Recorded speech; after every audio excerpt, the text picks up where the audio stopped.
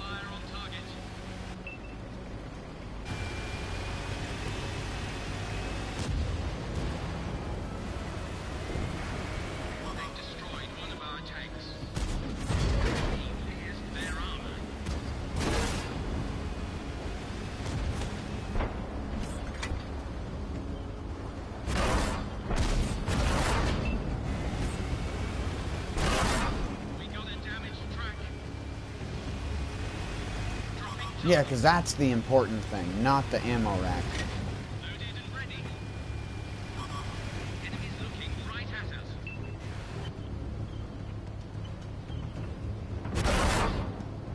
Okay, I really would love to know how he even landed that, considering I couldn't even see a portion of his tank to shoot at, but whatever.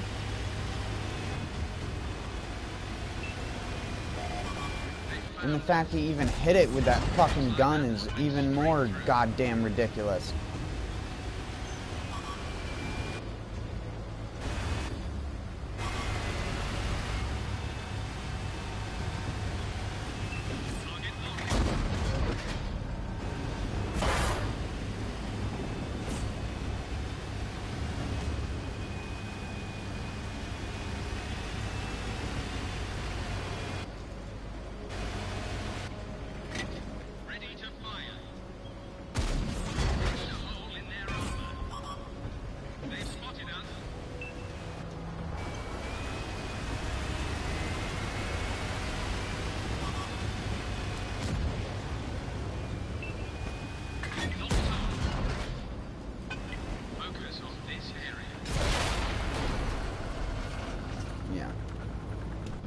Two mediums up on the mountain, and not a single one of them is spotting on the side that matters.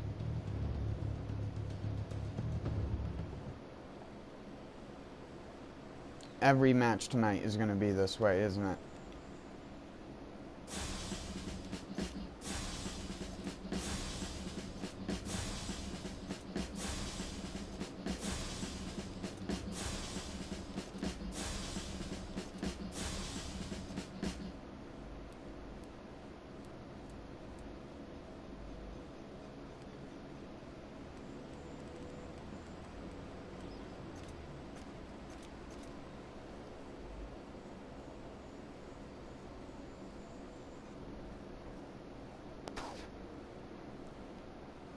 Sorry for being so freaking negative tonight.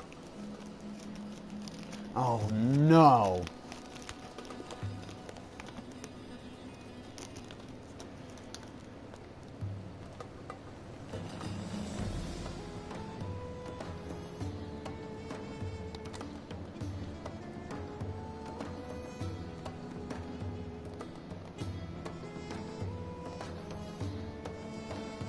I hate this map.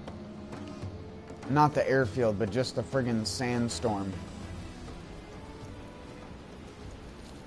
I hate the particles that on the screen like that. I hate when they fly towards the screen. It makes my eyes like wince, and I can't like, I can't undo it because of riding dirt bikes and shit when I'm a kid. Anytime you see anything like that, you're freaking squinting your eyes like a motherfucker.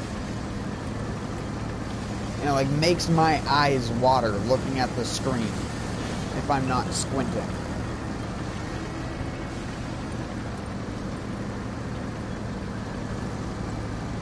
I know it's such a bizarre, random thing, but it is. Especially when it's like sandy. When it's like snow, it's a little bit better because it's just a snowflake in your eye. It's a little cold, but it's not that bad. Friggin' sand particles, it's like you blink and you feel like you're scraping the entire surface of your eye.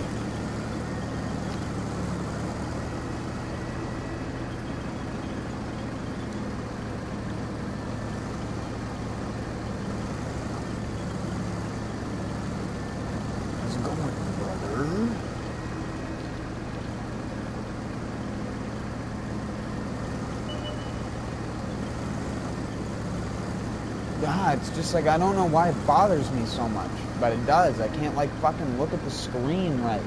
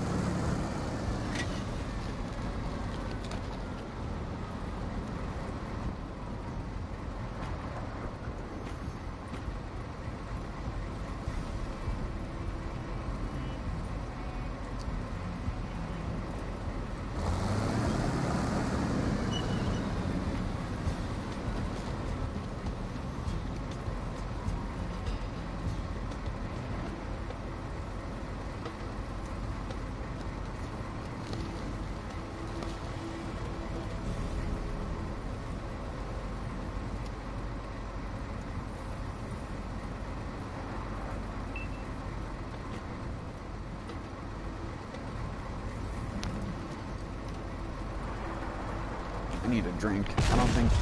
Whoops. That's what I get for trying to put my controller down.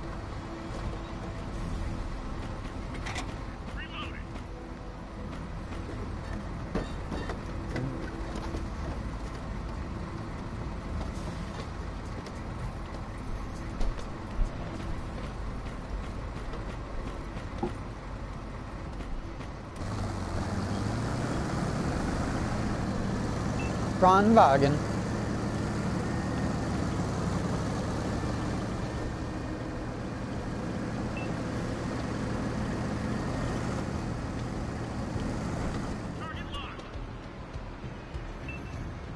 Like, look at the friggin' screen. It's almost seizure-inducing. Like you're looking at an old,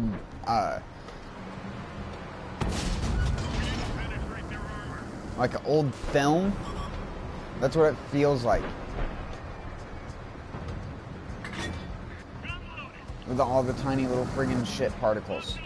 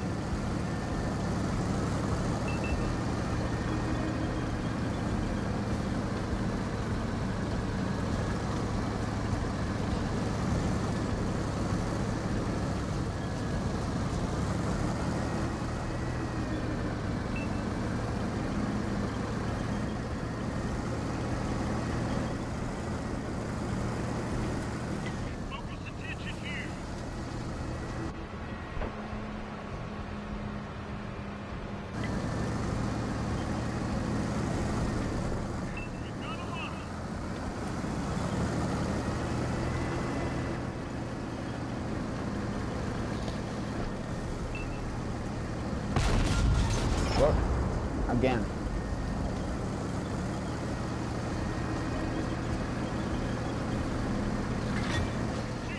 Well, that's my hit ratio. Lowered artificially.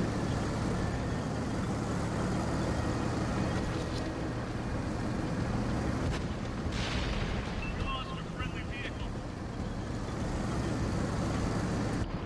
Ready to fire on target.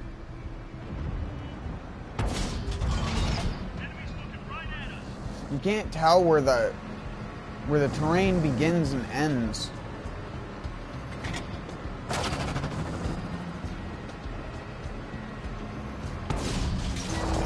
Of course, cockamamie ass horse cock. They've spotted us. Reloading. We didn't penetrate their armor.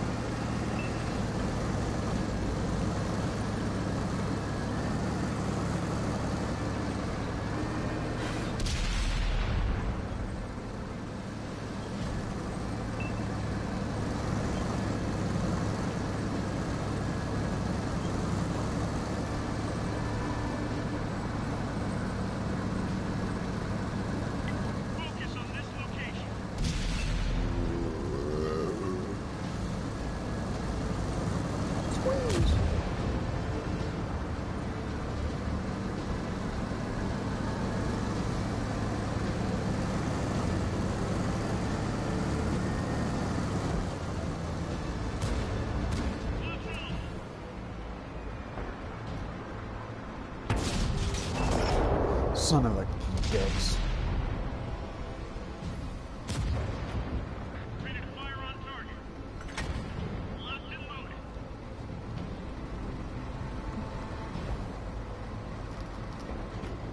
Target locked.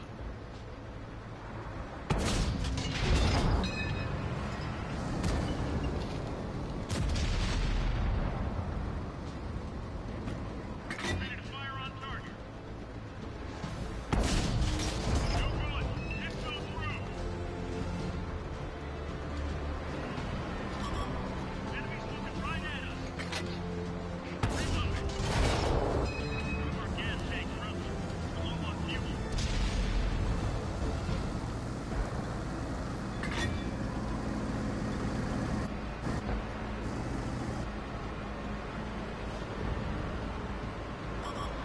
They've spotted us. They hit one of our tracks.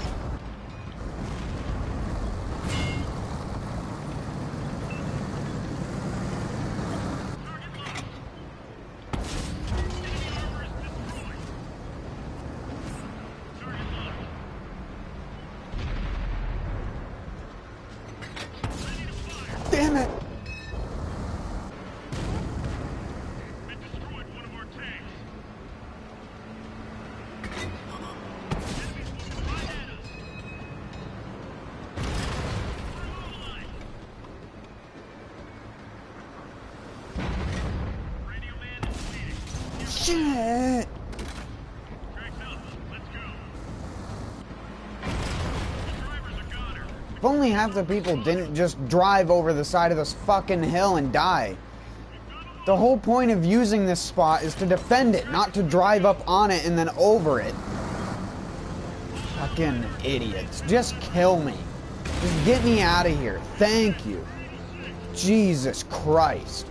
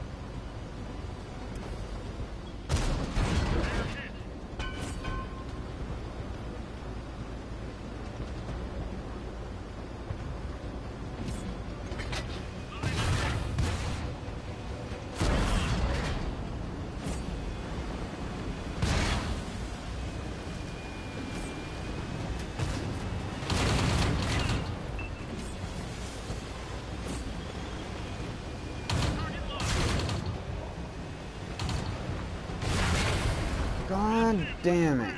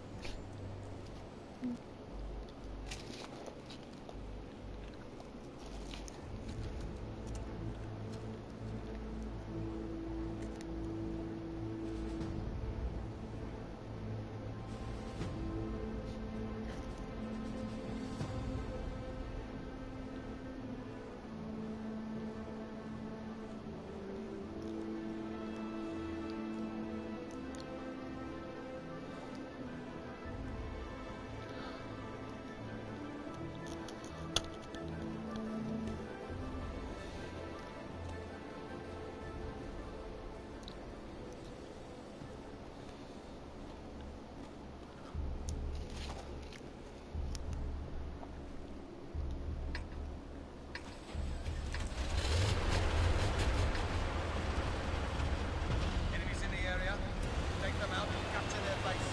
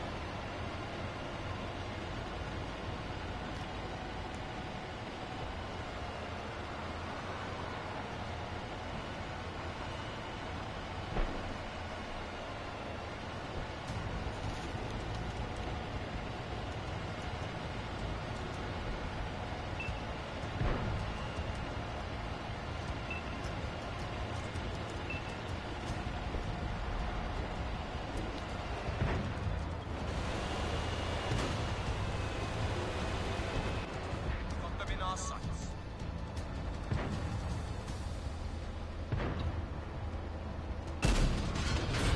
Got him.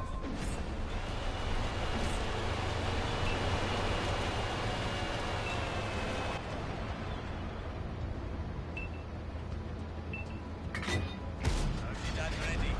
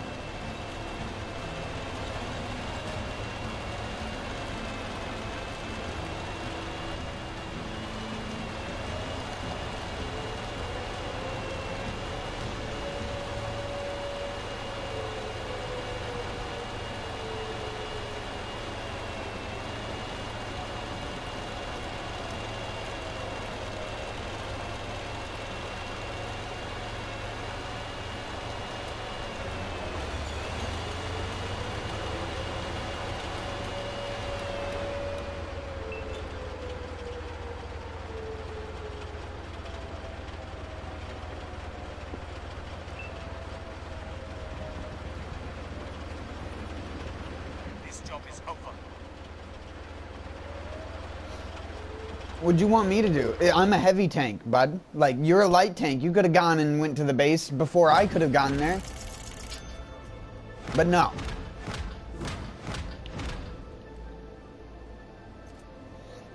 I love when people act like a heavy tank was the problem for losing to a base capture. It's like, motherfucker, if there are any light tanks alive, it's their fault.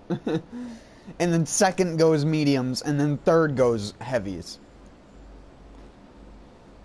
Not the other way around, bub.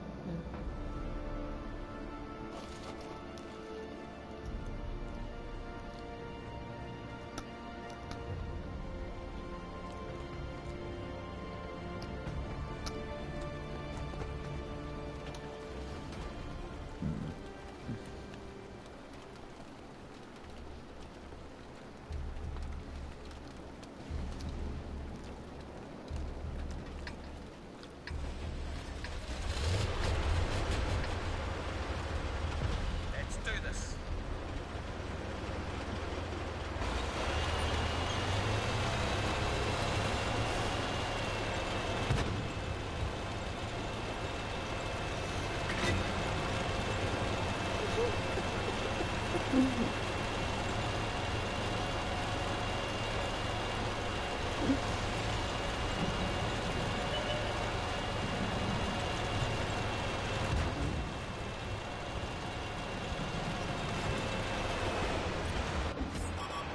They're looking at us. Here's their armor. Ready to fire.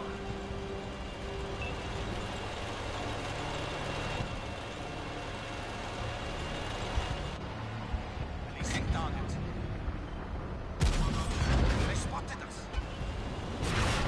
Our track's hit. Track damaged. Reloaded.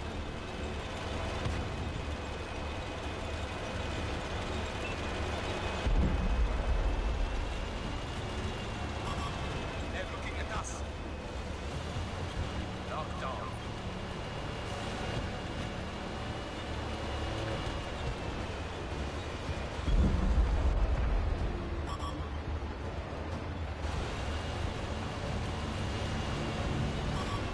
Enemy spotted us.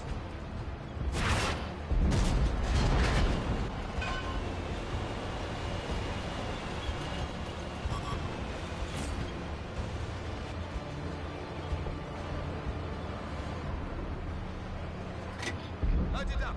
Let her rip. That guy just got mangled by a teammate, and then I just ended his suffering. Your suffering has been ended.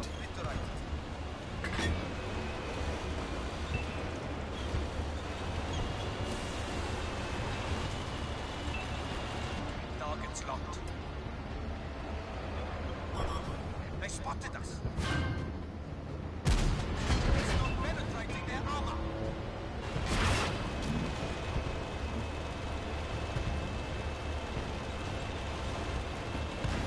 Locked on. Nailed them.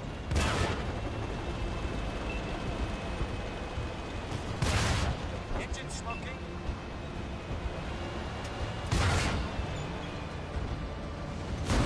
Penetrating their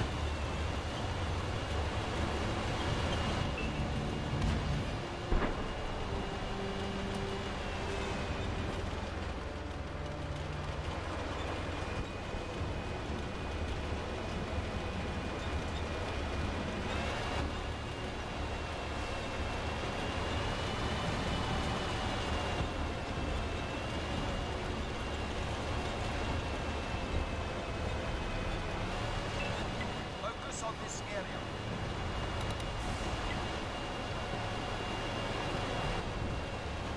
Get the artillery! Oh my god, dumbass. What are you fucking doing as a light tank? What is the other light tank doing? Go get the fucking artillery!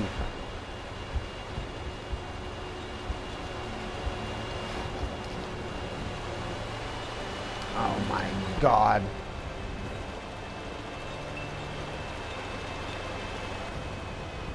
We only won this because of the two heavy tanks on our team that did pretty much everything. Just about every other person is just driving around with a steering wheel in their hand going, "Ooh, this is fun. I'm driving a vehicle."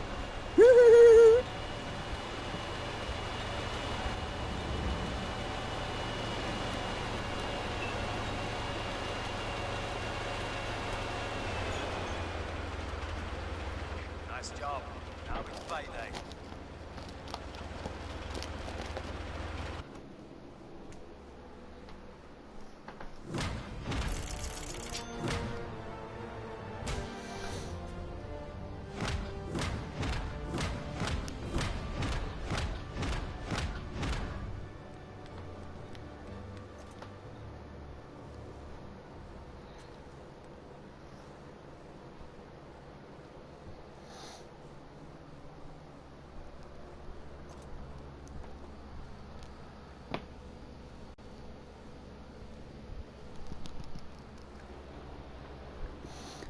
Also, I don't mean to constantly be slagging people off. It's just like, you know, sometimes you see like a friend do something really stupid.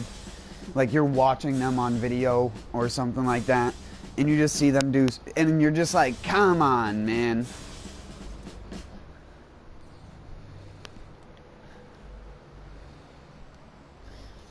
You're just like, come on, Dean, or whatever his name is. That's what I feel like whenever I have a light tank that does that. Granted, I've died to falling off of ledges. That's not even the part I'm like angry about. That's like a whatever, I've done that too. Sometimes you can't tell a slope how much it's going to make your vehicle tip forward when you go over it, and then you just go over it and you're just bump and you just die instantly. Unless you're in the M7 or the MT25, because those vehicles have, for whatever reason, weird bouncy physics. And you'll hit the ground and like do cartwheels sometimes and not take any damage. I've done that in the M7 and a little bit in the MT25, but I've done it in the M7 before, where I hit the ground and it just rolled on the thin side of the tank over like once, and then just flopped onto its onto the roof.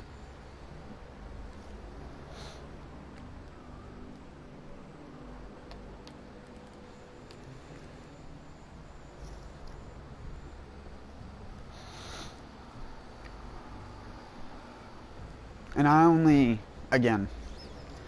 say stuff like that because, I mean, I could have sat there and said nothing about it, but just knowing the fact that, like, the artillery was still alive. Light tank was right where he needed to be to kill artillery. So what's he do? He tries to drive over to where the ISM is, instead of being like, there's an artillery alive, and maybe I can go kill it to get some free points. Nope. Just like some people just make me scratch my head like, are you sure you're a human being? Like, is your brain alive? Or are you just like a husk?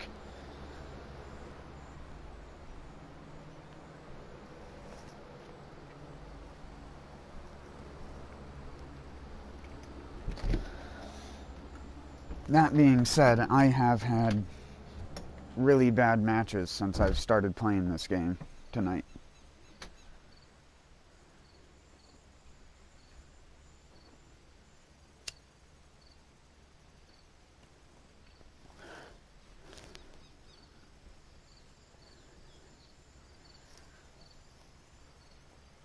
Not so terrible to the point where it makes me want to stop playing, though.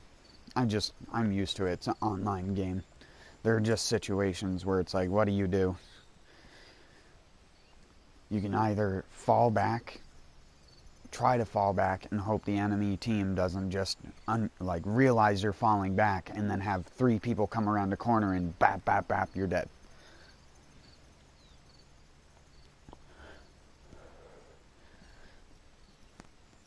If this game spawned the tanks more spread out, and you had a lot more instances of 1-on-1 or 2v1 situations, I think there would be less of that happening, and the ability to use a platoon and go around with 4 people would probably be worse, though. Because everyone would be split up, and you'd just be just be 4 assholes in a PZ-45 just killing all the newbies.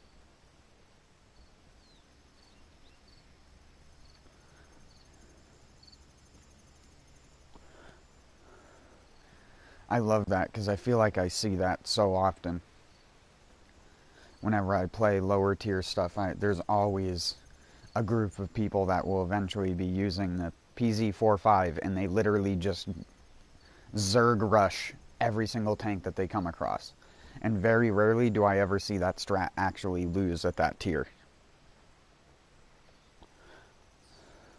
Because there's very few tanks in the game that can compete with an 800 health medium tank with decent armor and mobility.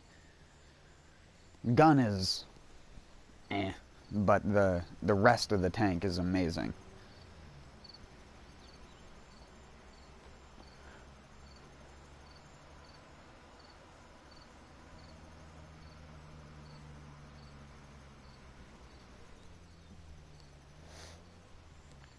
Consider that the Defiance Matilda gets only like 740 health, but has arguably a better gun, but way less mobility. I say arguably a better gun because a gun is situational. Like, you can have a better gun at face value, but the effectiveness of using it can be different. Like, the PZ-45, because of its mobility, means that you can get into positions that you simply cannot get into with the Matilda before you're already duking it out with either someone, or you're trying to snipe someone with your little pea shooter bullets from halfway across the map.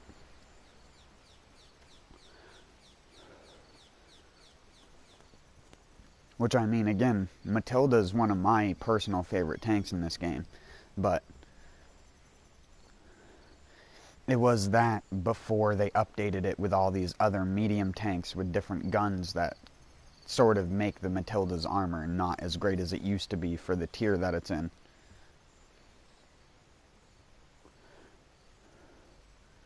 Matilda used to be a great brawler tank, especially with a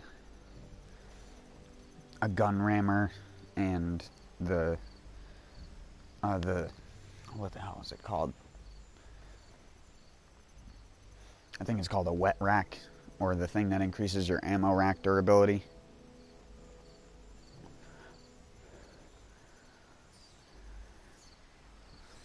That plus camouflage, because you're not moving once you're shooting, and if you are, then don't go camouflage and go vertical stabilizer. If Matilda can even have vertical stabilizers, I can't remember. I think it can have an enhanced gun laying drive though, so that might also be something to go for.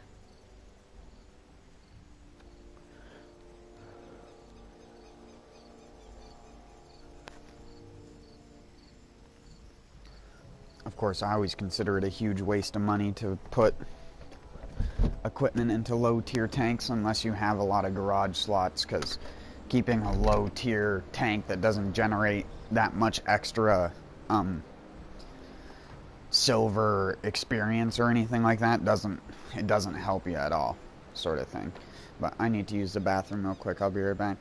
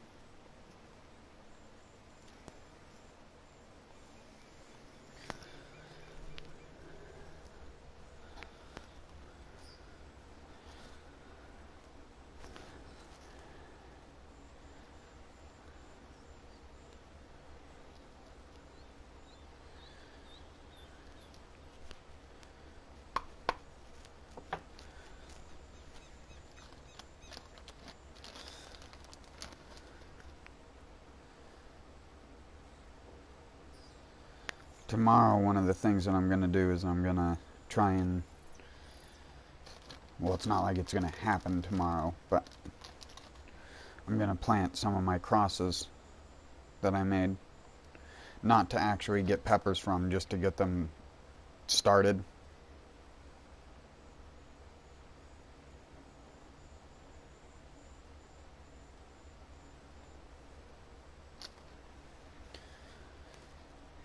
And then I'll swap them out at the end of the season for the mature bell pepper plants that I won't need to grow.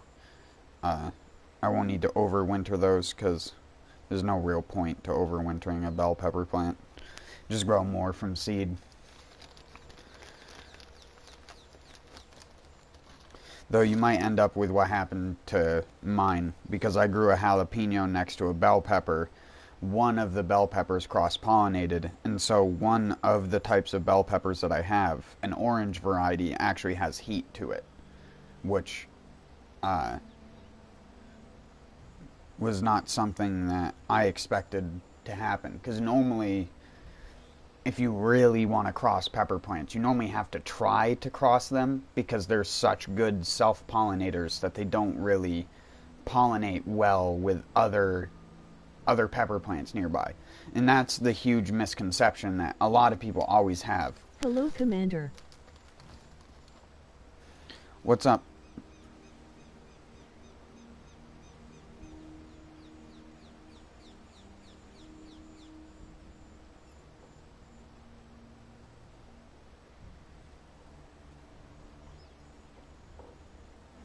But yeah, the misconception that a lot of people have is that by putting 3 to 4 pepper varieties next to each other, if you take the seeds from them, if they were the same type and could possibly cross-pollinate, if you take the seeds from one, then you're going to get a cross or an unstable hybrid or something like that from that happening. But that just simply isn't the case most of the time. I mean, I've grown several different pepper plants in like a square footage type thing, because I have pots outside that are aligned in sort of a grid pattern with 3, 4, 3, 4, and I do that because I have 3 big pots, 4 smaller pots, 3 big pots, and then 4 smaller pots. The smaller pots I use for the candlelights, the Sugar Rush Peach and White Devil Tongue type peppers. Or actually, I don't think I put a Sugar Rush Peach in one of the small ones. I think I put one of those in one of the big ones. So I think it's a White Devil Tongue or a Cherry Bomb or a Fresno chili. But I honestly don't know. I won't know what it is until the fruit ripens, because I didn't label half of my ones. So the only ones I know what they are for sure are the ones that have ripening fruit on them, because that's how I identify them. Because I have a lot of different peppers, and I have my own crossed versions of them, like I said, with the orange habanero bell, I guess you can call it. Or not habanero, sorry, jalapeno. Orange jalapeno bell. And that has a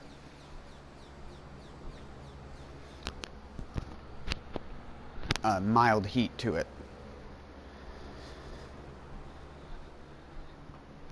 If not a little bit less than a jalapeno, because sometimes a jalapeno can be pretty hot, but the bell pepper cross isn't that hot.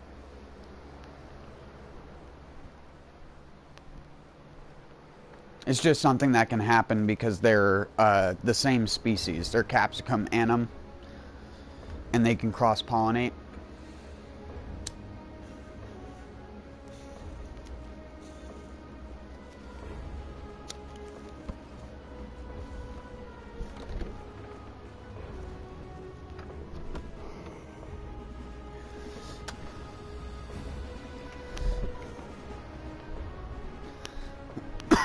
But you have a lot of different species of peppers. There's Capsicum annum, if you wanted a crash course in pepperology. that isn't a term, by the way, I'm just being a nonsense person. But if you wanted a crash course in pepperology, the 4 main species that you find peppers of in the stores are Capsicum annum, Capsicum chinense, Capsicum baccatum, and Capsicum frutescens. Those are the 5 or 4, annum, baccatum, frutescens, chinense. That's 4.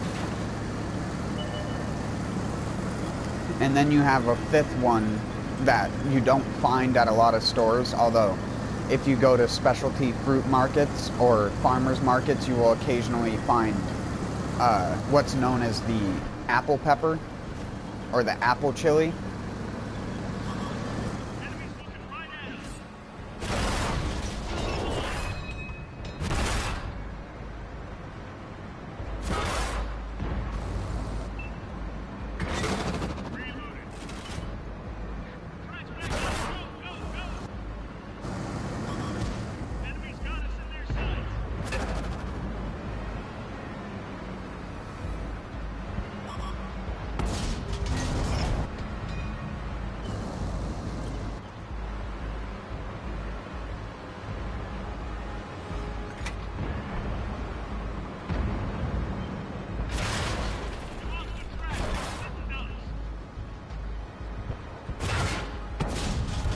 Okay.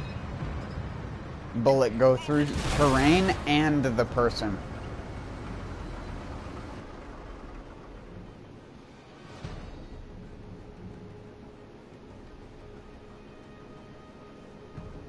Let me just do a...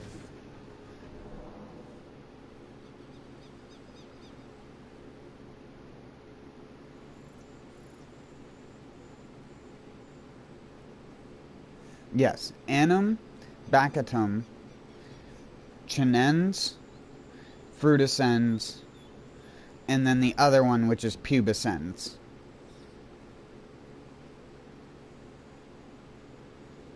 Which I know sounds like pubes because that's literally what it's named after. And it's called that because the plant is fuzzy. The leaves have a fuzz on them, the stems have a fuzz on them. The only thing that doesn't is the actual pepper itself, which is hot and has black seeds on the inside, and is not cross-compatible with just about every other pepper species, except for other black-seeded varieties. But it's not a variety. I say variety, I mean species, because they're a separate species.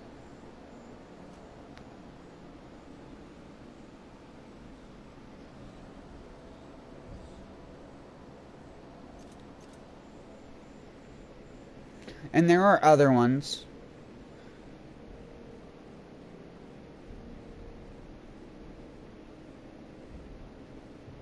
There are other, like, pepper varieties, but they are very rare.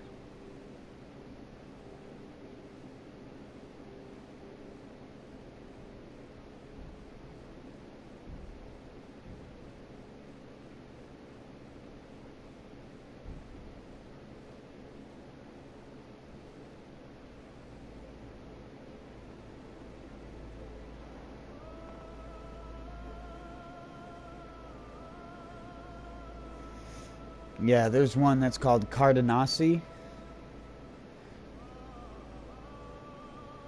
Or CI. I don't know how you're supposed to pronounce a double I when it comes to taxonomical names. Or I should say species name. Capsicum is the genus. The thing that comes after it is the species. So when you say Capsicum annum, that means within the genus of Capsicum, but it is in the species annum. And then within a species, you can have subspecies, which can also even be furthered by having varieties or breeds. Whichever the term you want to use, breed, strains, varieties, doesn't matter. It has different genetic traits that become pronounced and makes it different from other things in the same group. But is still cross-compatible. That's the main thing on what's used to determine a subspecies, is that it has similar genes, but its own unique identifiers that, when crossed, show that it can hybridize.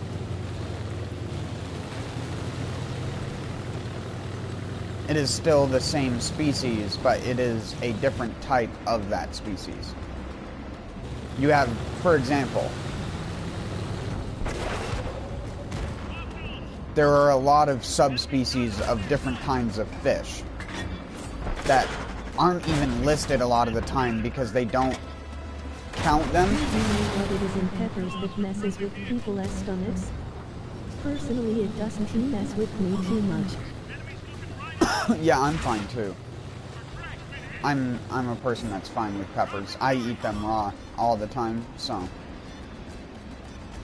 I've been eating them raw since I was a little kid.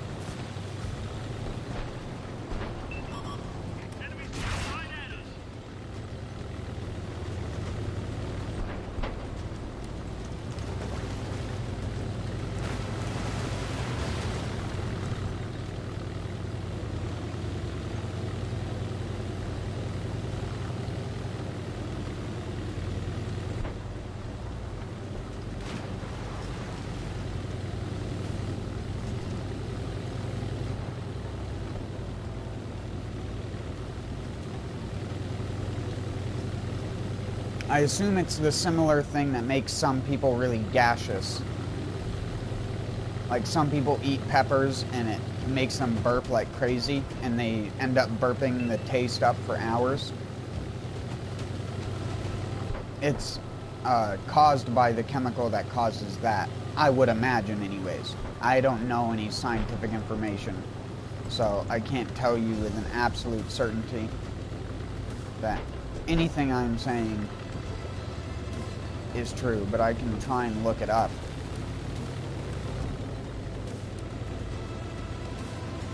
I think we lose, so this is just a death run at this point.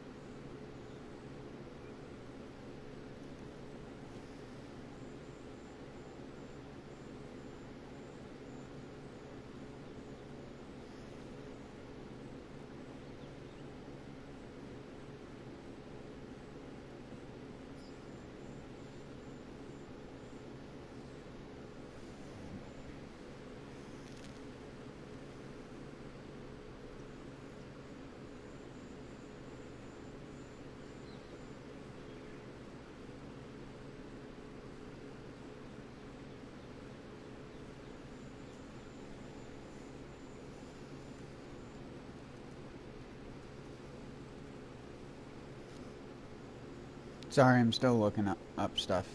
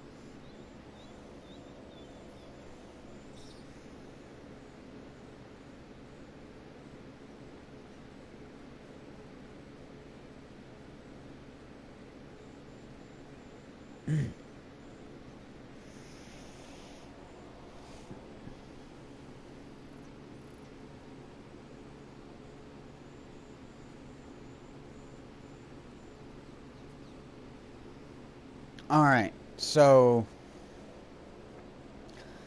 from what I can gather in my limited 5 to so minutes of research, the thing that causes that reaction in some people's stomach is an enzyme inside of the cell wall of bell peppers, which just happen to have a lot of that enzyme in it because of how the cell is structured. Now, most plants, just about anything green you eat actually has that in it, but specifically unripe vegetables and stuff like that apparently tend to have a lot of it.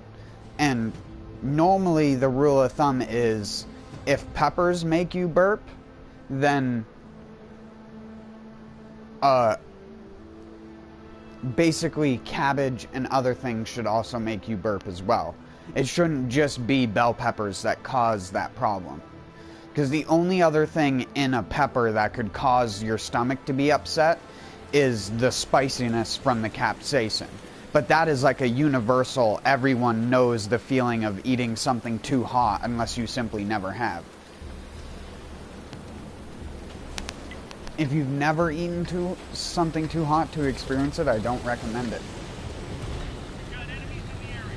But once you get used to it, your body sort of gets used to it. Not that it's not spicy anymore, it's just that your body knows what to expect so you don't freak the fuck out. If someone has never had spicy food and you hand them a white devil tongue, they're gonna fucking freak the fuck out.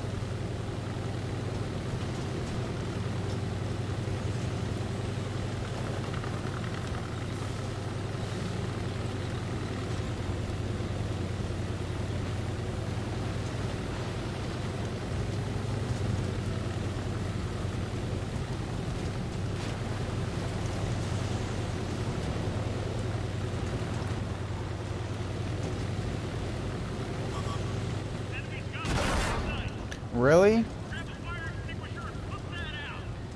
No. We lost some ammo, but at least it didn't explode.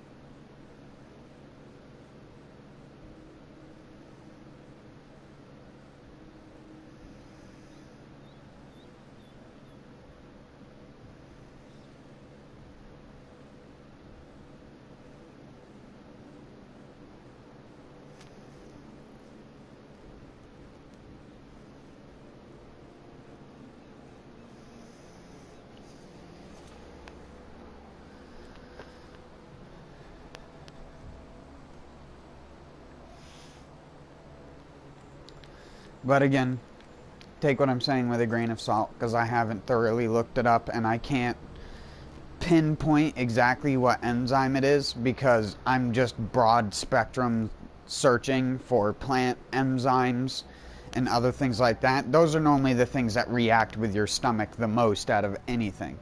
If you don't know what enzymes are, they're basically reactive types of proteins that can break down other molecules.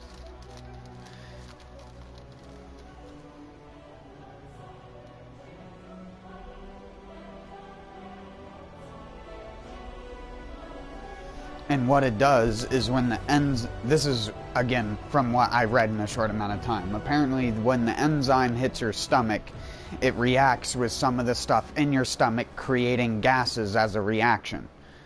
Normally, the gases being oxygen and other things like that.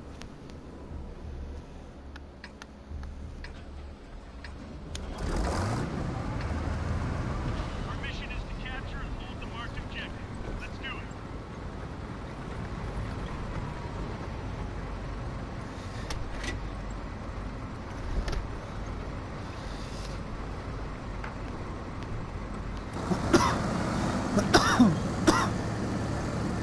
Basically, if you have a problem digesting plant tissue, that just means you have a problem digesting living cells.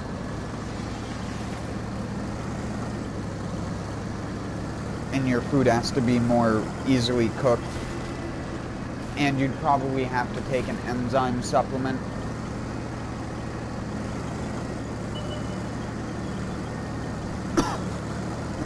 Something that you could take to act as the thing that it can react with that produces less. I mean, you're gonna get, anytime you eat like fruits and vegetables, if you don't burp, then your stomach isn't working correctly. Is basically what I'm trying to say.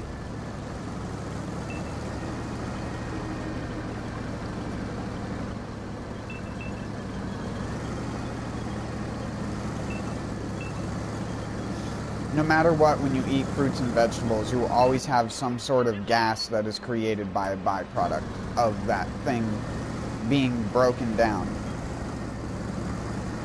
Because living tissues have lots of enzymes and other things in them that chemically react with stuff in your stomach.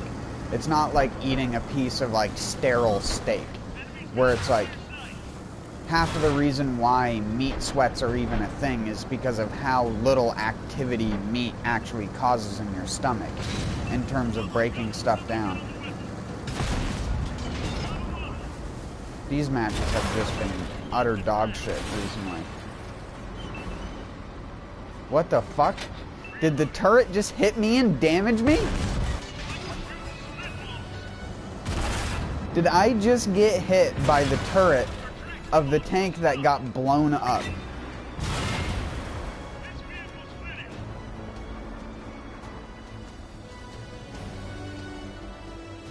It like dunked the screen a little bit. I wonder if anyone has ever gotten a kill that way. By blowing up someone's ammo rack, the turret flies off and hits a light tank. And it kills them.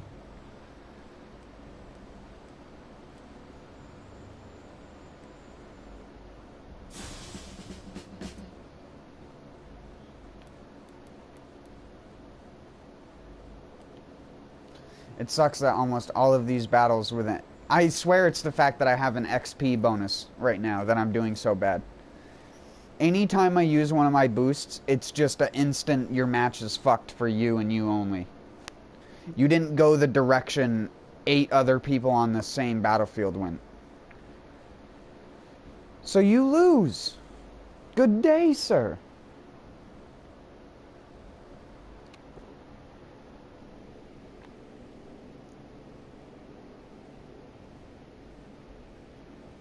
Are you even still there, or did me sitting on my computer for ages looking shit up bore you?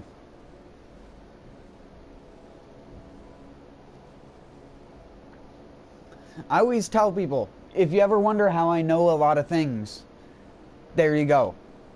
Because when I don't know something, unlike most people who are like, like, I don't know why that thing is, and instead of finding out why, I'm just going to go, that thing is, the thing is, you know? And walk away. Instead of taking fucking 5 minutes to at least get like a crash course in it. Even if it's something as weird as, what in this thing makes you do this? Or something like that. And then you go down the rabbit hole of trying to go through all the bullshit that everyone has posted over time about specific things. Sometimes the main topic of the thing that you're looking for has nothing to do with what you're talking about. But it has the thing in it with the fruit that you're talking about because they were testing it for other things, but that just happened to be one of the things in the list.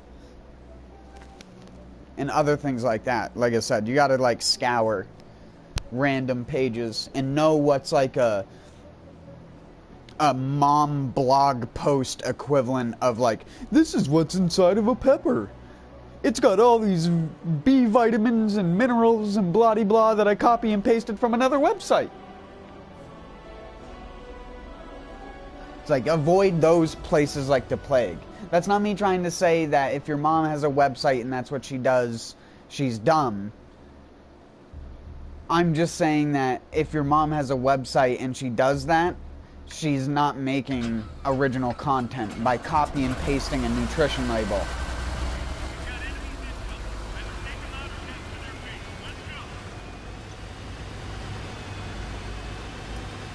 Because you see that all the time with food websites and stuff like that, or things that try to explain like, why is a bell pepper good for you? It has these B6 vitamins in it. And you're just like, God, I already knew that. And it's mostly because there are hipsters nowadays that are looking for anything to shove up their ass. As one of my new idols, Tony Santoro, would say.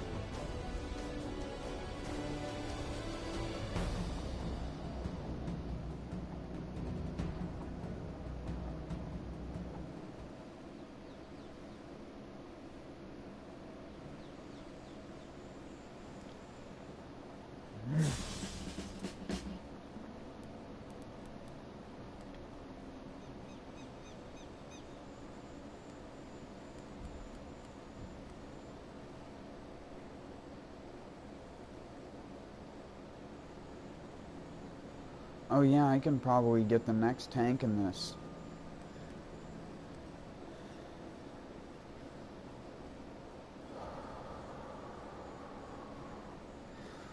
Sony are some annoying fuckers. I can't put back my damn PS4 controller. The L2 and R2 won't stick back in.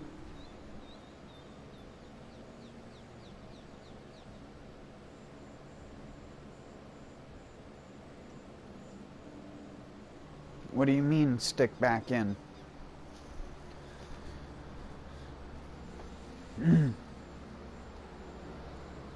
Like they won't come out when you put the second faceplate over it?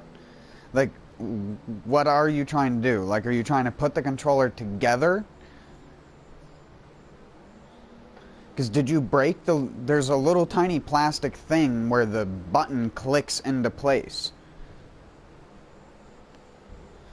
It shouldn't be able to come off that easily. I've taken apart several PS4 controllers. I haven't taken apart one of the new model ones like what I'm holding right now, but I've taken apart every other model of them. Go back in the spring area. Together. No, nothing is broken.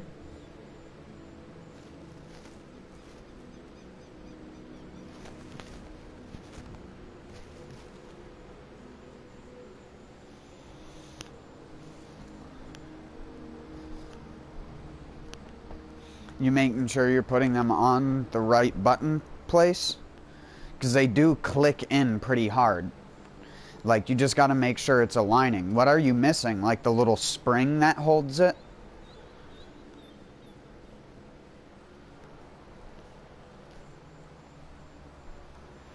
What you do is you want to put the button at like a 45-degree angle to the controller. And then as you're putting it in, sort of press and push up at the same time with the little bar thing, making sure that you're across the area where it's supposed to be. I don't know what you're supposed to do with the spring. Do you put the circle in the thing or in the circle area? Oh, there's a little slit. So you have to imagine like if the spring was closed. Because when you take the controller apart, of course, the spring stretches out because it has that tension. So you see how on the bottom of the R2 or L2, there's like a little specific line where it looks like a piece of metal. Make fucking sense. So you know how like the end of the spring has like a curve on it, right? It has like a 90-degree. You want to make sure the curve is facing down into the button. And then when you put the thing to line it up, it needs to go around the longer side of the ring. Or the longer side of the bar that's attached to the R2. And it's kind of obvious because that's also the same side where the little line is.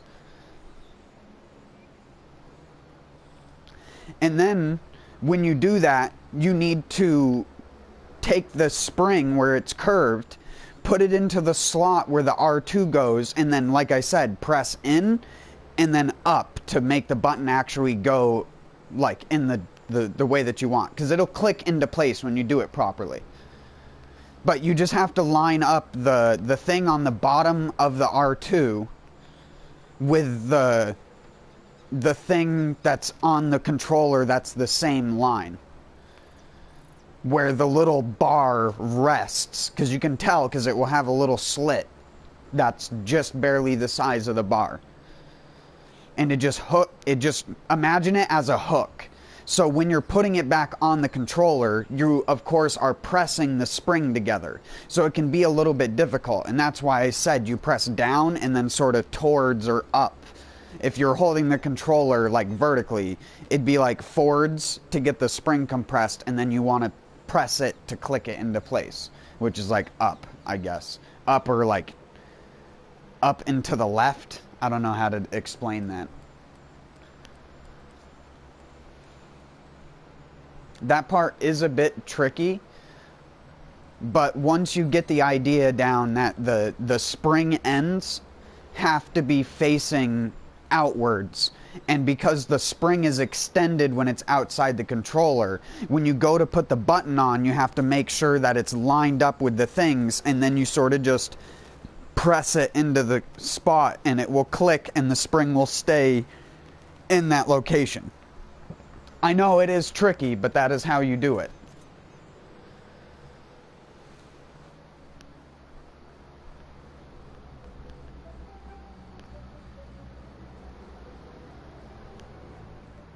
If I could show you in my hands right now, I would, but I can't, so. The hardest part for me was getting the damn plate back on the back of it. Getting that to go over the triggers without causing the triggers to pull, and then aligning it perfectly so all the clips are back aligned, and then it sort of just will magically click into place. That took me probably 10 to 15 minutes, just getting it to click back into place perfectly. Because every clip needs to line up.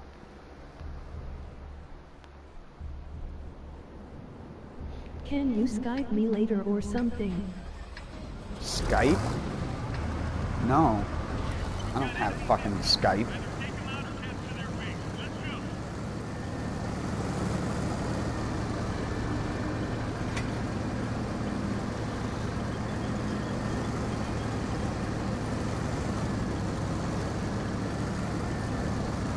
It's not that hard, Hyro.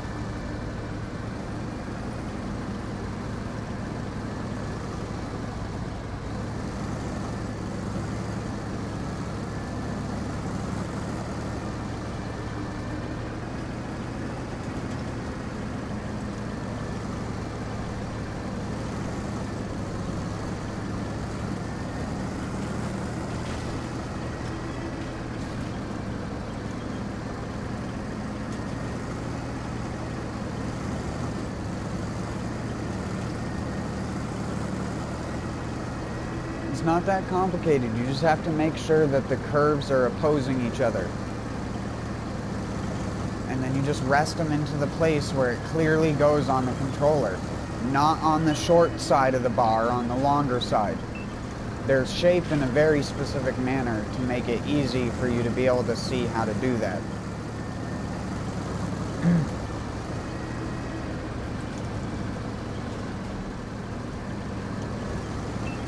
I don't know, dude. That wasn't even the hard part. Isn't even the hard part.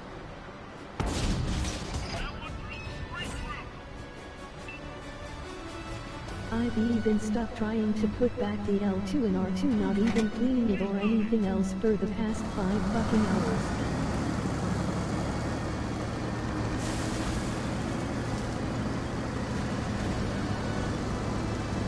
If you've been struggling on a little metal spring going back into place properly, I don't think you should have taken anything apart in the first place. Because that's honestly not even a complicated part. It's a spring and a button. The spring loop goes around the corner of the button where the little line is for the piece to rest in, and you just press it into the slot on the controller where the line matches up. Like, if you hold the button up to the controller, there are lines that meet up on on one side, depending on what model controller you have, that line up. I don't have that version of a controller.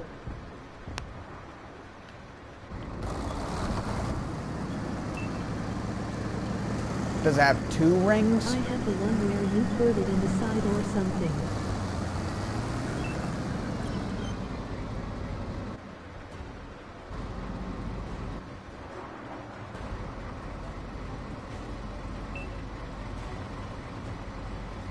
Yeah, I know what the spring looks like. It's just a metal thing that looks like a frickin' breast cancer loop with 2 points on each end.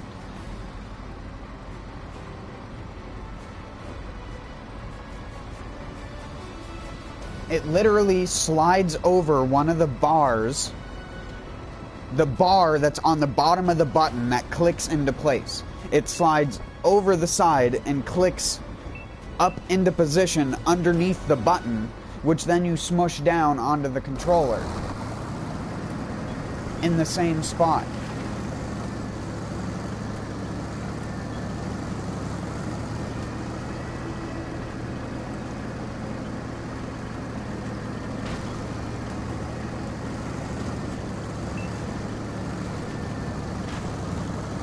Because you say spring, but it's not technically, it's not like a coil spring.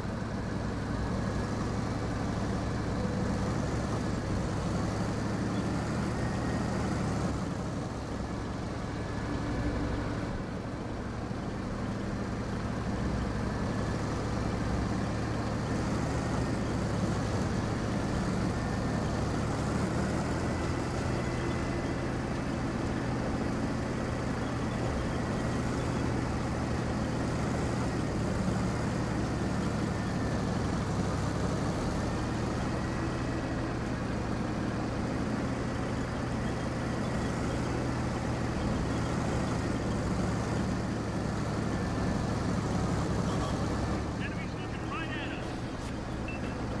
Ready to fire on target. Unlocking target.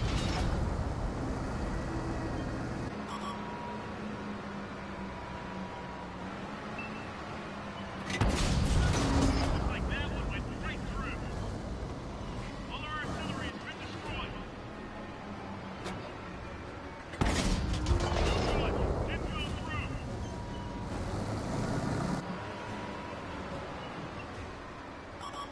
They spotted us. It just takes her. Pierce their armor.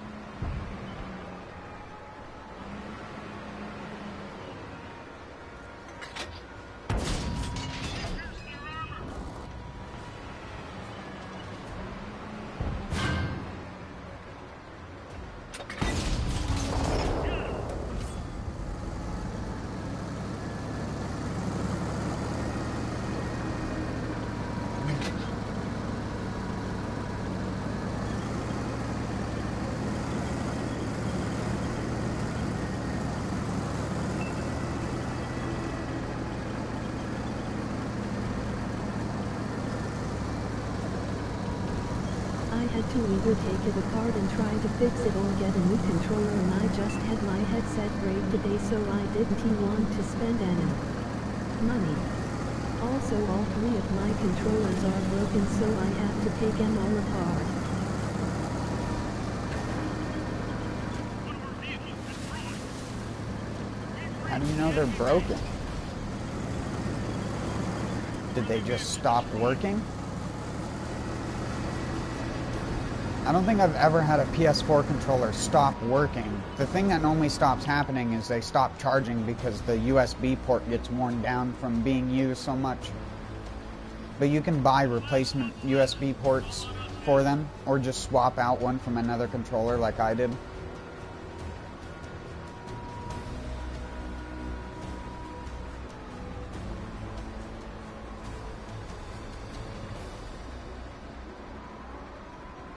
It is not like I wanted to. The buttons don't work. On any of them? Did they all stop working at the same time? You sure it's not your console? Enemies got us in their sight.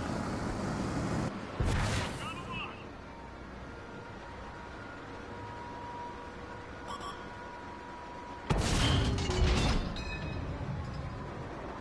Yeah, they all started breaking down. Enemies looking right at us. I find it hard to believe that all three of your controllers went bad at the same time. Pick the track. Let's roll.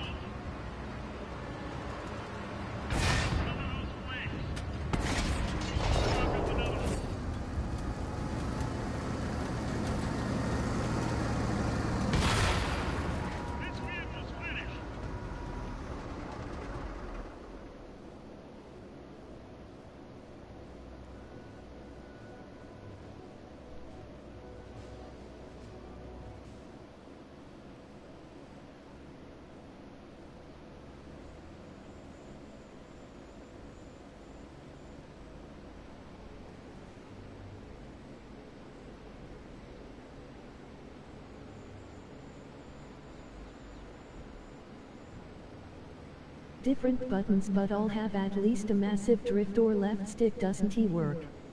Not at the same time, they just a.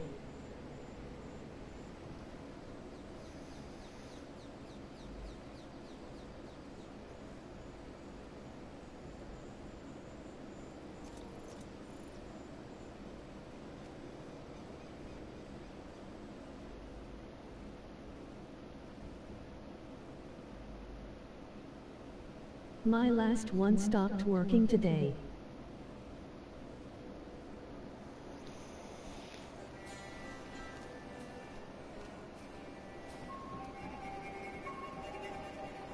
Sorry about my bot being so delayed. I don't know what's going on with that.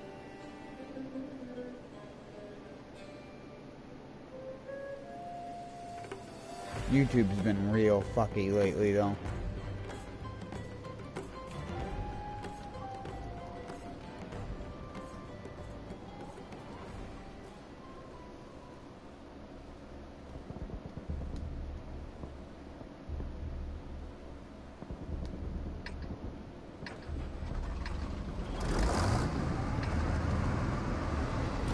Got enemies in the area. Take them down or capture their base.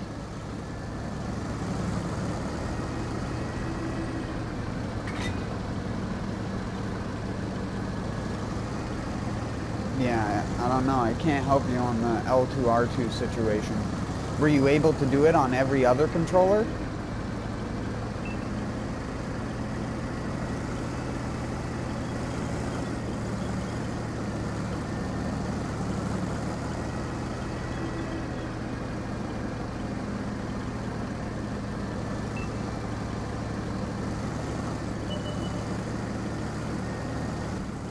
It is alright, and gonna go watch some springy videos to see how to do it since it bad at hearing.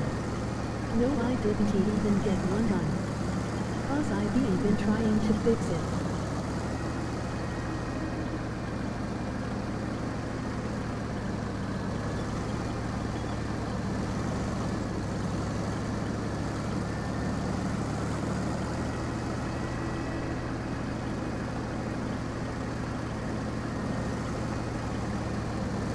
Well, hopefully you still have the sticker on the back of the controller, because you can just look up what model controller it is, because someone will have a video for it, or at least a picture-based tutorial or something like that.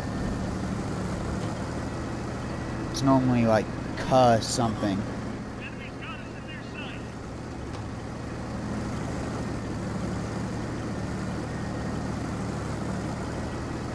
I can't read what's on PSN, mine. I wanna play the crew, but you always online bullshit. One of our crews is damaged. Ready to fire the target. It is the Valkyrie, Winter Combo and Chrome Silver 1. Ready to fire.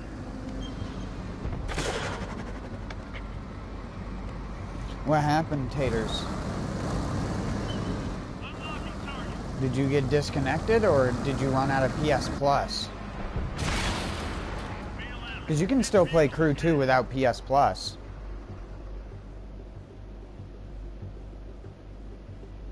Be right back, FR now. It says PSN maintenance.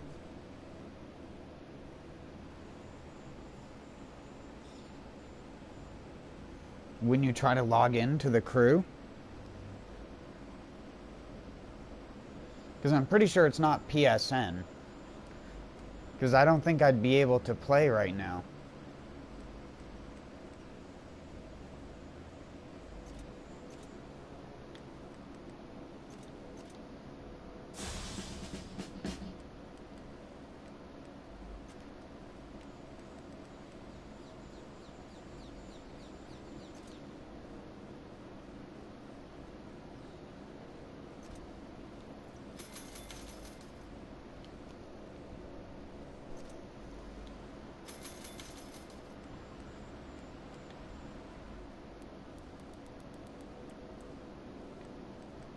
Maybe it is just for my region or something.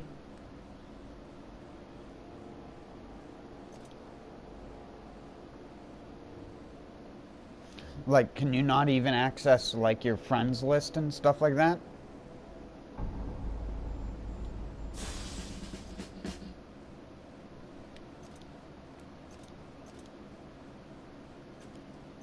No.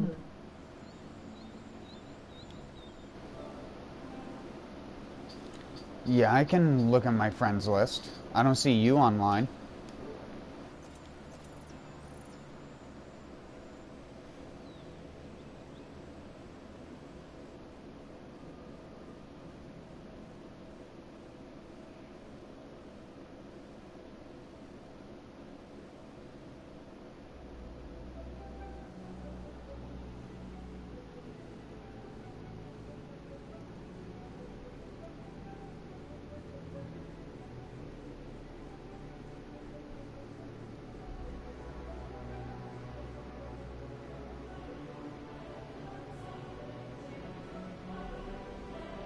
I only Yep. knew you were streaming cause YouTube actually sent me a notification. Yeah, it says PSN maintenance right now. Official PSN status says it's experiencing issues now. No estimated time yet.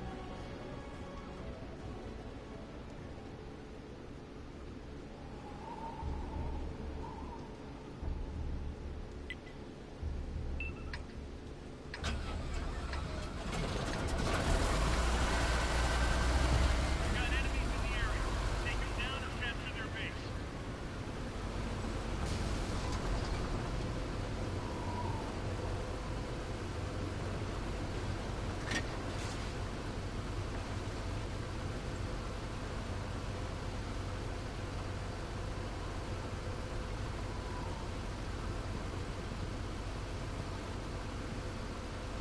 But I bet they still expect me to keep paying for PS Plus.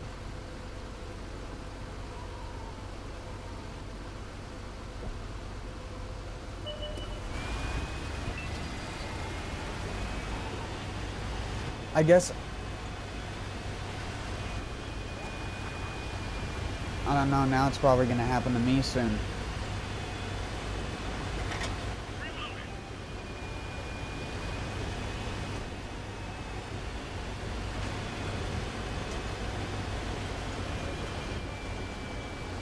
But they said it's been down for an hour and I haven't had a problem yet.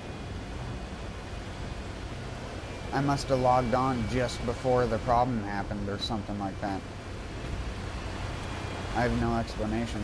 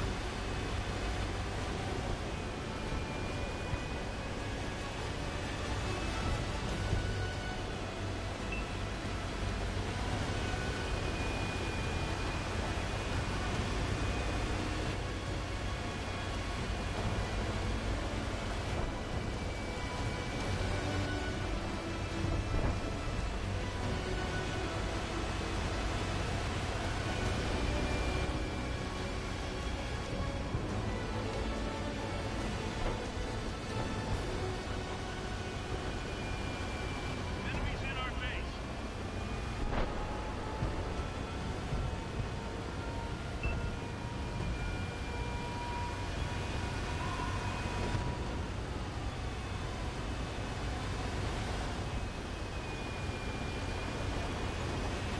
I bet the Chinese hacked it.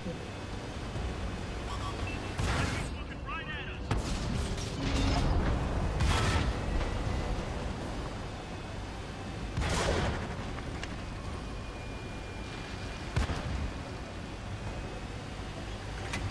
Gun loaded.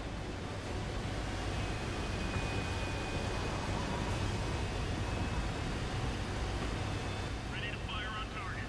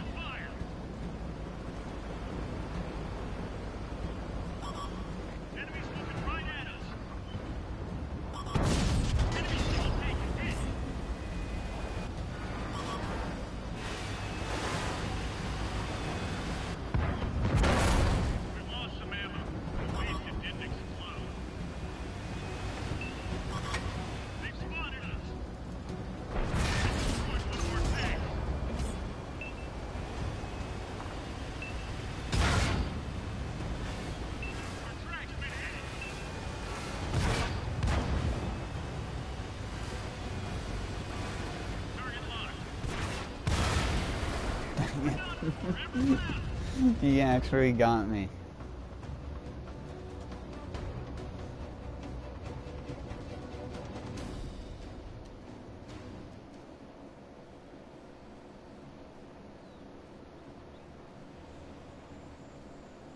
Luckily, this game doesn't require PS Plus.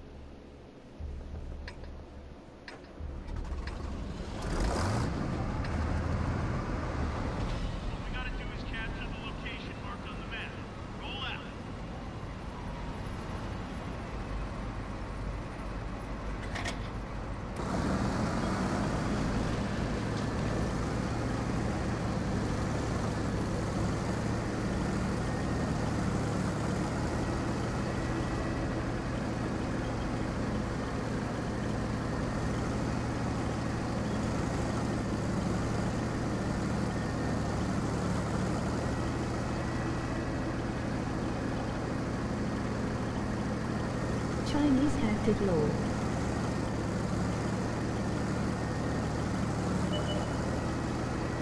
Enemies are capturing the base.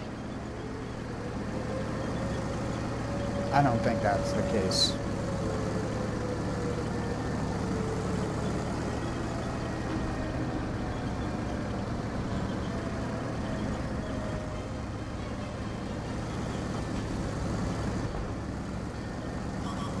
They've spotted us. Target locked. Frag hit. Await some target. Enemies in the base. Push them out. Damn it, I hit my teammate. Enemies looking right at us. I figured it out, I think, because my spring has a hook slot because it is one of the newer ones. Unlocking target.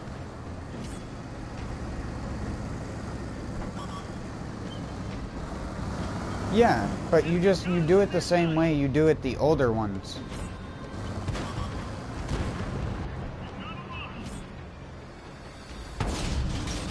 It slots in underneath the trigger, like I said.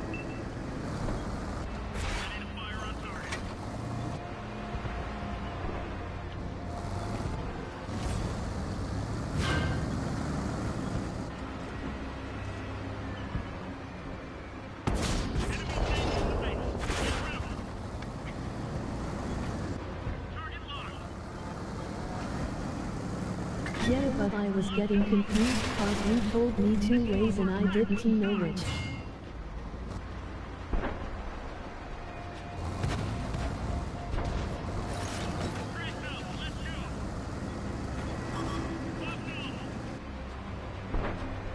So, trial and error.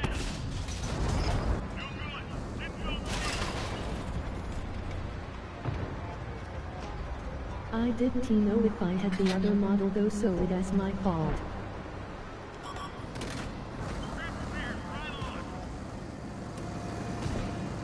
All you needed to do is try both ways. Like I told you, it's not that hard.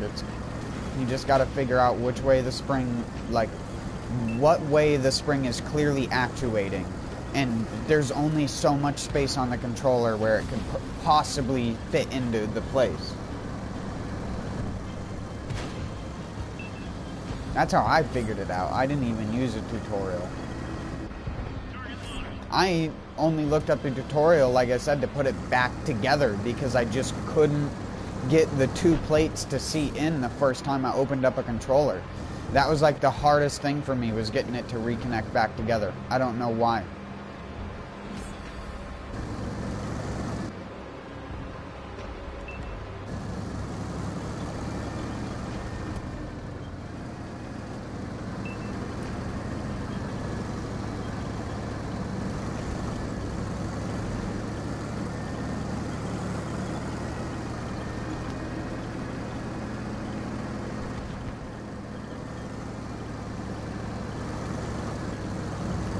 Does it reconnect?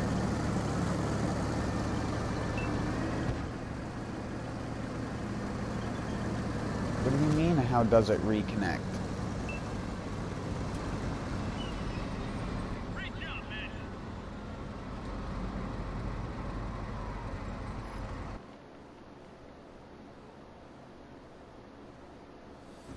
The 2 pieces.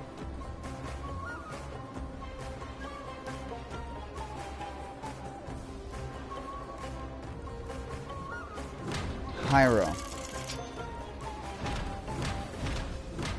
I've literally said this already, like 3 times.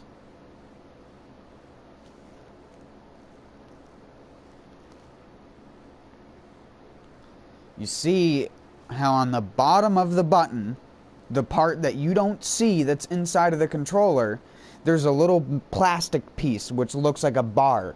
It's like a rounded part that clearly looks like it clicks into these 2 open gaps that are where the trigger should be. And then the only thing you do is you put the spring around the longer side, which then has a little thing underneath the button for Not the little... emoji man face palming with medium skin tone. I am talking about the show. I can't explain how that happens. You gotta just feel for it.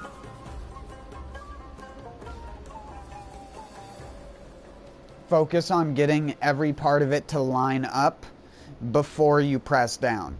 Make sure you get the triggers through the spots where the triggers go, and then just gently press it into position, but don't try to close it down until the entire thing is even.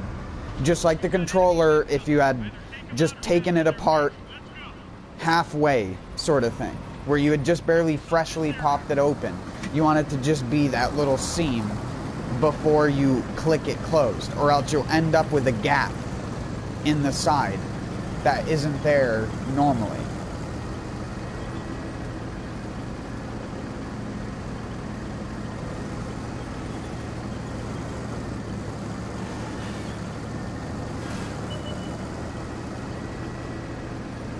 did you connect the battery and the battery cable? Make sure you do that before you put the friggin' thing together. And make sure when you go to put the second cover on, that when you put it on, It was easy. yeah.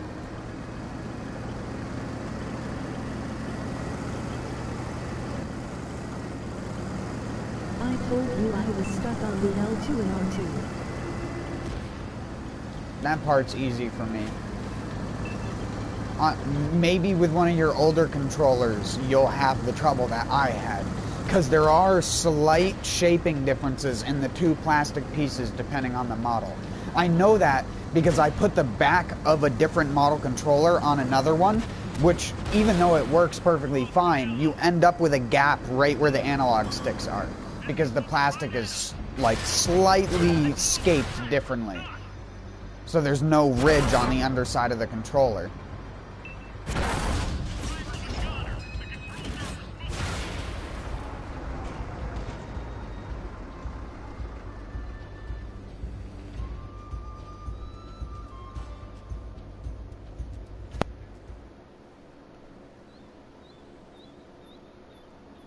You made sure to connect all the cables back up though, right? The ribbon cable for the charger and stuff like that. Or, sorry, the ribbon cable's for the light, but it's the same, it's on the same part of the controller where the charger board is. You made sure you put it in on the right direction. I mean, it's kind of obvious which way it goes, but you never know. If you couldn't figure out which way a spring goes, then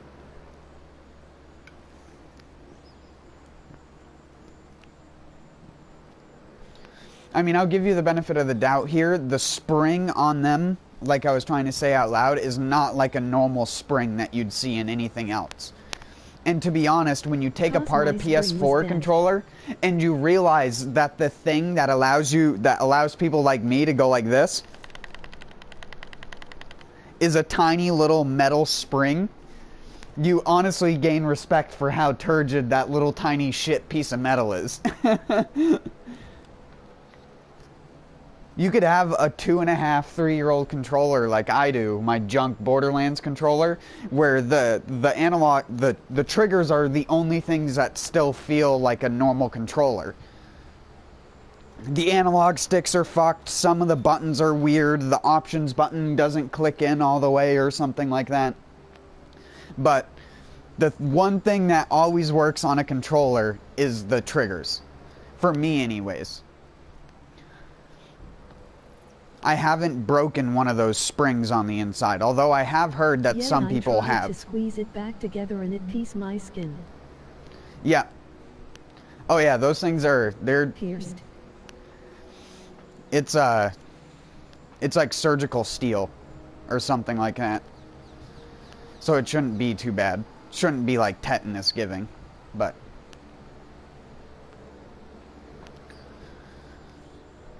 yeah, I always did that because, like I said, I had a controller, my white camo controller that I used to use, that got to the point where it stuck forward no matter what I did, and I could just have my character be running for free with that controller. Although it's cool, it was super annoying. Lol.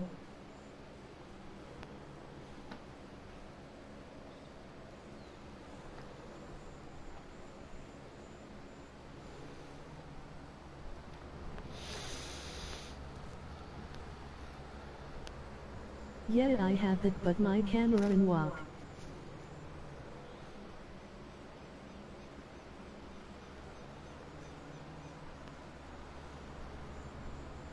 Except for me, it is backwards walking.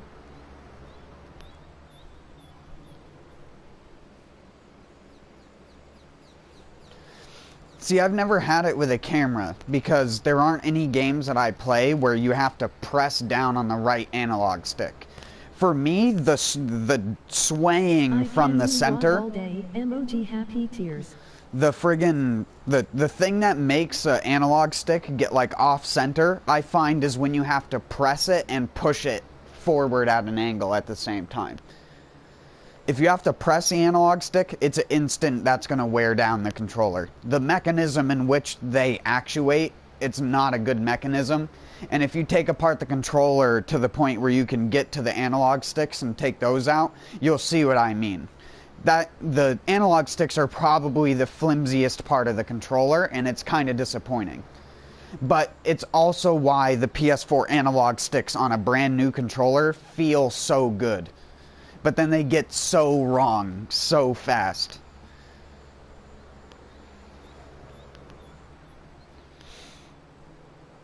Like, initially I didn't use my PS4 Pro controller that much because most of the games I played didn't require it.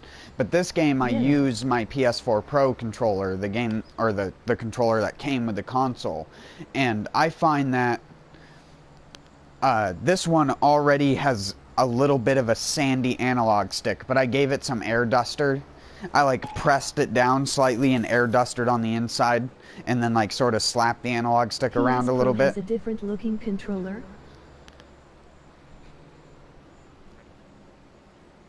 No, PS Pro controller is just the new model controller. If you went to the store or you bought a PS Slim, you would get the Pro model controller. It's the ones that have the light bar visible on the touchpad. Those are the Pro or new model controllers. Ones where you can't see the light through the touchpad are the older models. And like I said, there's two old models. There's one that has a slight sculpting difference. And then there's the original stock one, which is the one that I have, which still works, by the way. Still works perfectly fine. My original stock controller, I don't use it that much because the analog stick is so worn down. It actually doesn't stick in any directions, but the analog stick is so worn down that the plastic's showing at the bottom of the analog stick. And it's just slippery. It's uncomfortably slippery to use, so I just don't use it anymore. So it's sitting as one of my... really cool on the new model controller.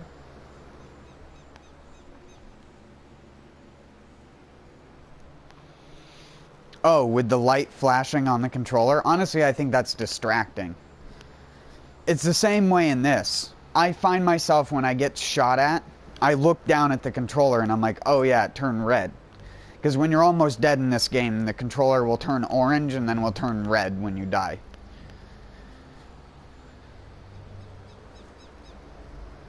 It would be cooler if the controller like flashed red if you were targeted, because then at least it would be like a warning. But it's like most of the time it's just used as a distraction. Like, imagine how long cops chase you in GTA sometimes. Like several minutes of your controller being a seizure. I don't want that. I already hate when police cars pass by because the lights like fucking give me blind spots for a couple minutes. Because they're so eye-piercing with the way that they spin around. You like get flashed directly by the bulb and you're like, oh shit. You didn't even get shot at, but you feel like the light shot at you with its photons. You just got photoned, bruh, says the 20-year-old police officer from nowadays. I can just imagine that, being arrested by a friggin' police officer, and he's like, bruh, you were over the friggin' speed limit. You realize what that means?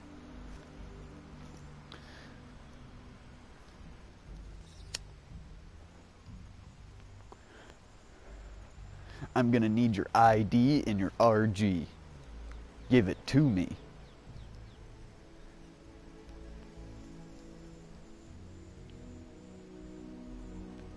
Bruh.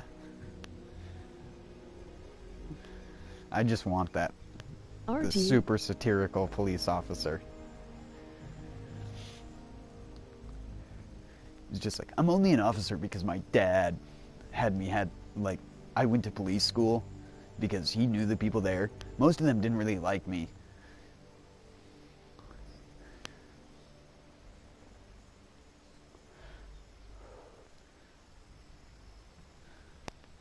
I took the training. I got in the mud.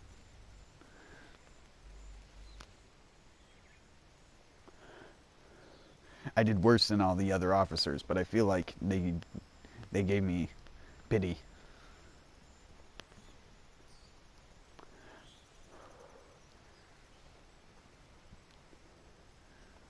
I got in the mud. Private Scuttlefish is his name. And they call him Scuttlefish because he's always drinking coffee and friggin' shaking like a maniac, but he talks at the speed of Emil. I'm sorry, Emil.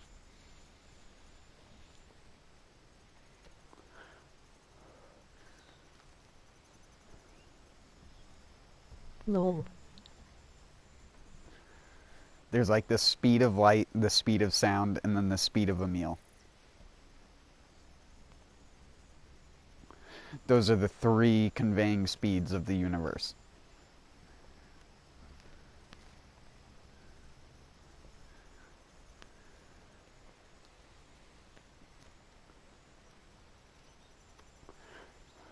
You look at a snail and you're just like, that's so Emil. You're like a turtle and you see him. He's like breaking the Emil barrier over there. Ooh ooh, Emil. He's over 1 mile an hour.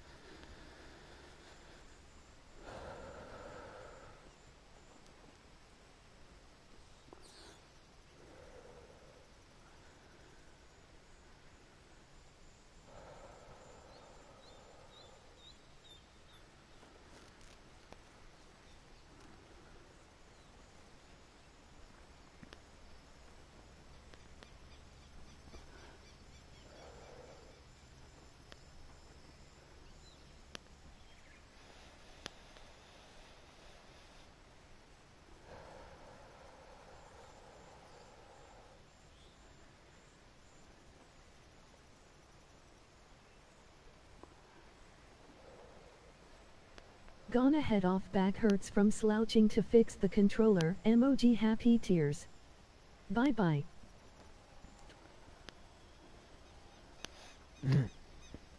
Sorry about the blowing. I was messing with the spider that's out here.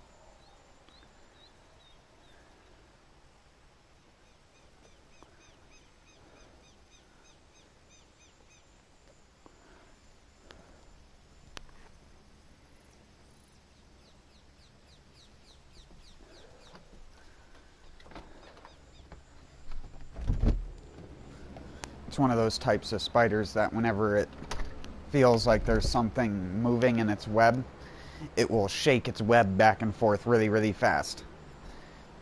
And it just looks like brrrr.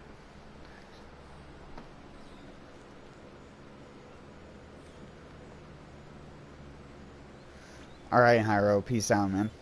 I need to use the bathroom.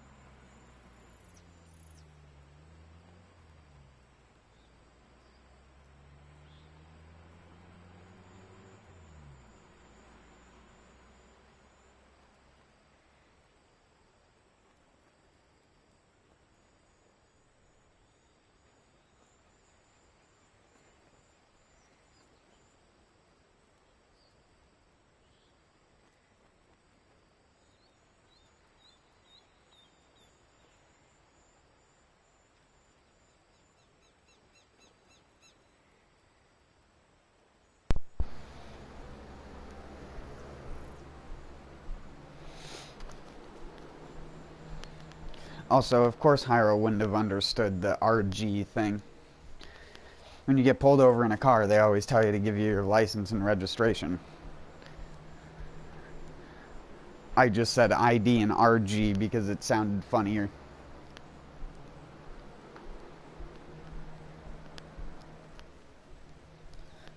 Give me those RGs, you know what I mean, bruh?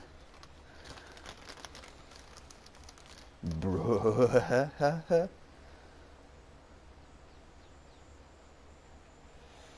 I find myself doing like the Woody Woodpecker laugh, but I don't think anyone, or not, it's not a laugh, but, well, it is a laugh.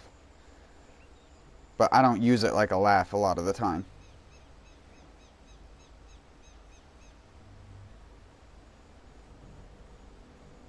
You know who Woody Woodpecker is?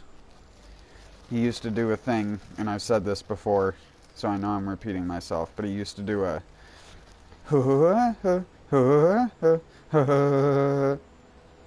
sort of thing.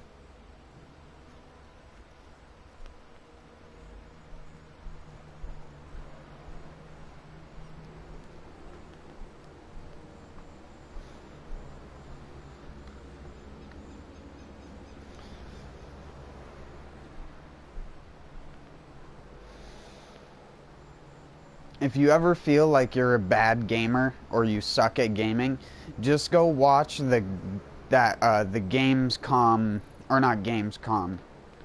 I can't remember who did it, but just go watch that guy who failed at playing the first level of Cuphead for like 20 minutes.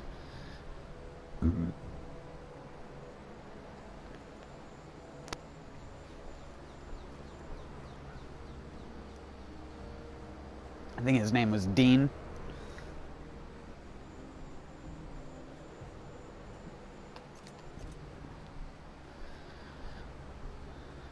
He struggles to get over a tutorial block. In Cuphead, they have air dashing, and you have to like jump and dash in the air to get past this tutorial. And he was stuck at that for longer than it took a pigeon to find out how to use a block and get a piece of food with no instructions. The pigeon figured out what it needed to do faster than the guy who plays, writes, and does stuff for video gaming on a regular basis. Couldn't figure out how to do a simple thing.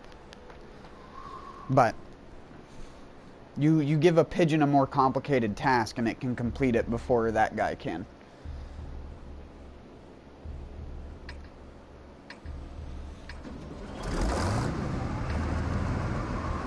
Our mission is to capture and hold the marked objective. Let's do it.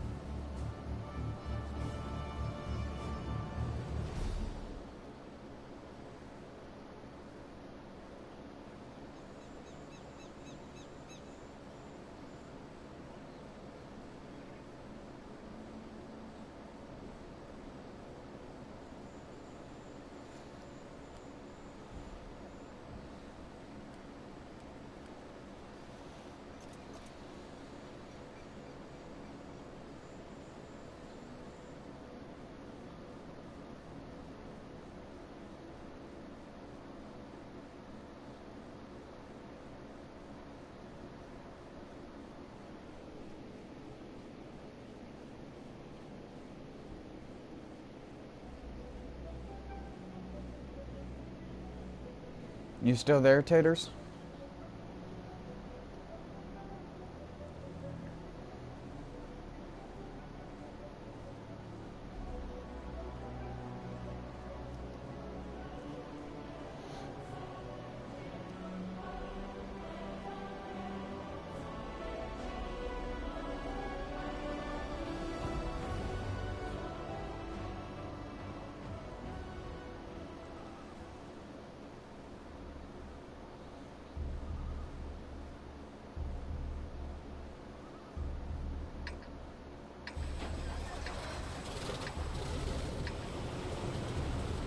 All we gotta do is capture the location marked on the map. Roll out.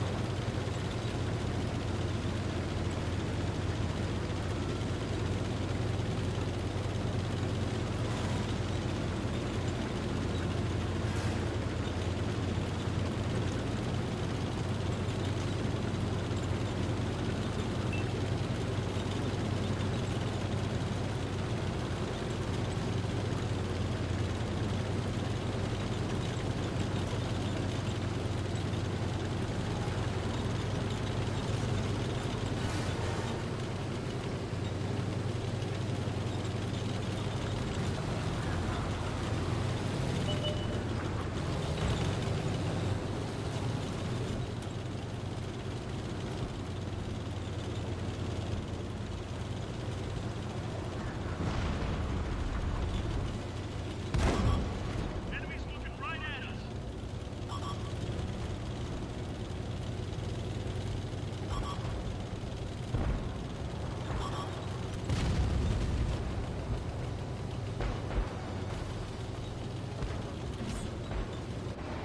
We've got 'em on.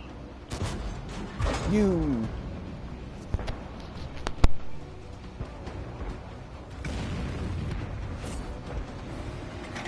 Load it up. Let it rip.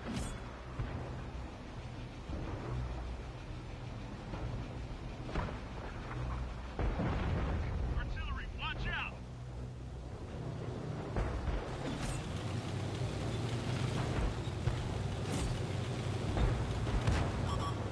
Enemies got us in their sights.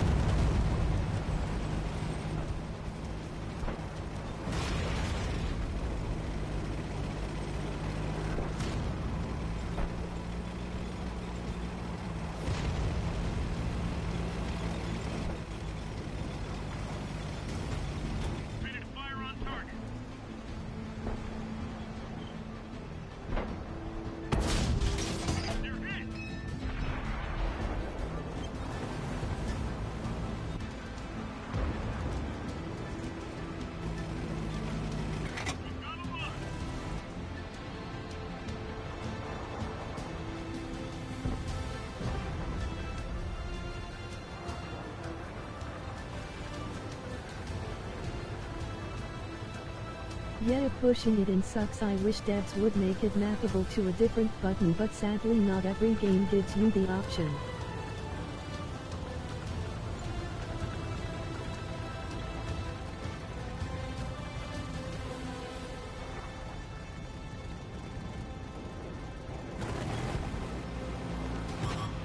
Enemies looking right at us.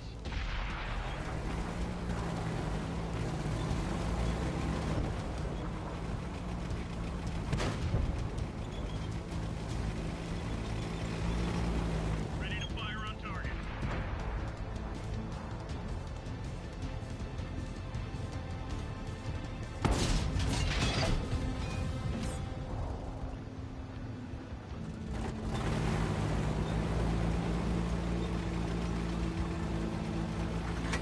Gun loaded.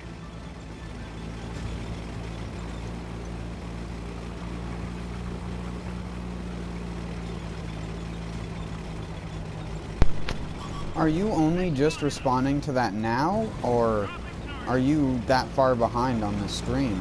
I guess I won't get an answer to this for 15 minutes if that's the case. Target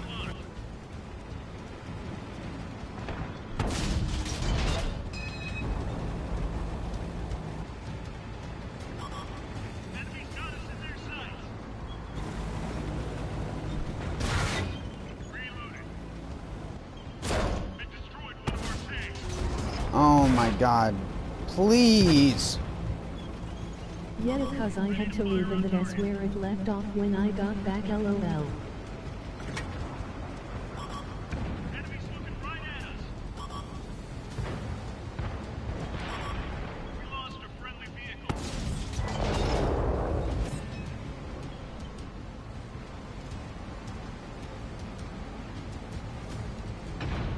The loader is down. It's gonna take longer to fire the gun. We're immobilized. No good. Infill the room. Why did I do that? Why did I fucking do that? I knew I just wasted my fucking money. God damn it.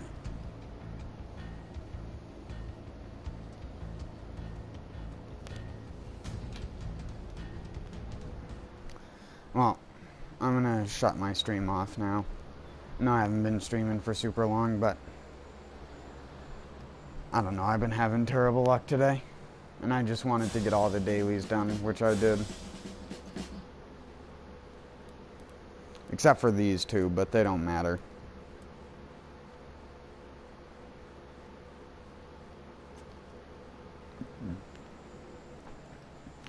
Did you want to play the Crew 2?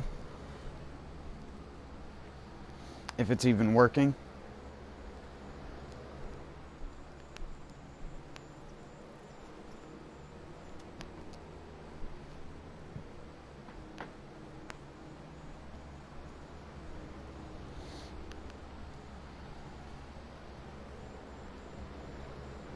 Yeah, if it works, lol, fingers crossed. Yeah, I'll wait for a bit. I don't know if the servers are still down or not, but I don't. We'll see. I'll see you in a bit, man. Peace out.